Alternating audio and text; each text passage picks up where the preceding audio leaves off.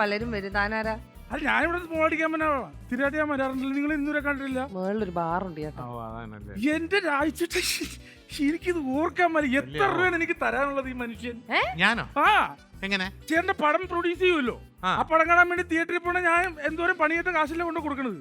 ആ കാശൊക്കെ ചേട്ടനല്ലേ കിട്ടുന്നത്. അതെ. അപ്പൊ ആ കാശ് ചേട്ടൻ എനിക്ക് തരാനുള്ളതല്ലേ? ഞാൻ തരാം. അതിപ്പോ ഉണ്ടെങ്കിൽ ഈ നമുക്ക് ഒരു ആന്റണി പെരുമ്പാവൂരിനെ പോലെ ഒരു പ്രൊഡ്യൂസറാണ് എന്ത് ചെയ്യണം? എനിക്ക് ഇയാളുടെ പേരെന്താണ്? എന്റെ പേര് മോഹൻ. അപ്പൊ ആദ്യം ചേട്ടൻ മോഹൻ എന്നുള്ള പേര് മാറ്റണം. എന്നിട്ട് ആന്റണി എന്നാക്കണം. എന്നിട്ട് പെരുമ്പാവൂർ എവിടെയെങ്കിലും ഒരു വീട് വാടകയ്ക്ക് എടുക്കുക. അപ്പൊ അവിടെയുള്ള ആൾക്കാർ ആന്റണി പെരുമ്പാവൂർ വിളിച്ച് അങ്ങനെ അങ്ങനെ അങ്ങനെ അങ്ങനെ പിന്നെ വെള്ളമടിക്കാൻ ഏറ്റവും പറ്റിയ സ്ഥലമാണിത്. സ്വന്തം വെള്ളം അടിക്കാൻ ക്യാബിനുണ്ടോ?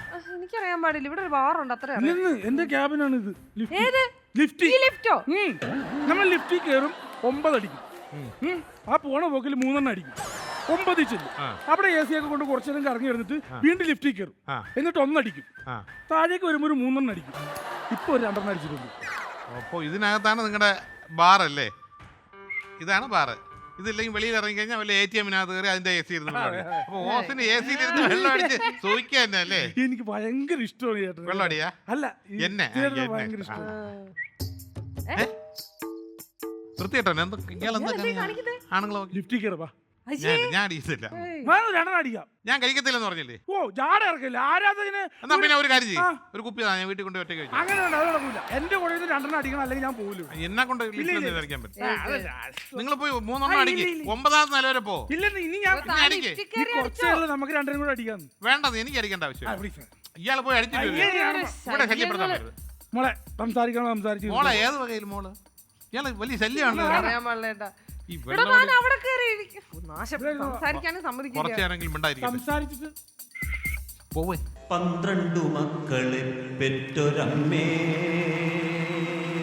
12 മക്കളെ പെറ്റൊരമ്മേ,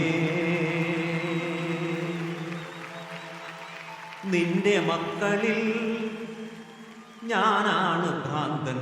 കുമാരൻ ചേട്ടനല്ലേ നിങ്ങൾ? 12 മക്കളുടെ അതിൽ നീയാണ് ഭ്രാന്തൻ. അത് എല്ലാവർക്കും അറിയാം. അതാരാണ് മദ്യപാനി? കണ്ടപ്പോഴേ മനസ്സിലായില്ലേ? അതായത് ഞാൻ ഈ മോളൊരു കവിതാ സമാഹാരം നടത്തുന്നുണ്ട്. ഇതിനൊരു കവിതാ സമാഹാരം അതിനുവേണ്ടി വന്നതാണ്. ചേട്ടാ എന്തായാലും വന്നതല്ലേ നമ്മുടെ രാജുവേട്ടന് വേണ്ടി ഒരു കവിത. സാർ വലിയ കവിയാണല്ലോ. കവിത ഞാൻ കവിത ആലപിക്കാം. എന്റെ കവിത കേട്ട് കഴിഞ്ഞാൽ ദയവ് ചെയ്ത് ആരും കരയരുത് എന്നൊരു അഭ്യർത്ഥന എനിക്ക്. ആകാശദൂത് സിനിമ കണ്ടിട്ട് ഞാൻ കരഞ്ഞിട്ടില്ല. പിന്നെയാണ് ഇയാളുടെ മാട്ട കവിത.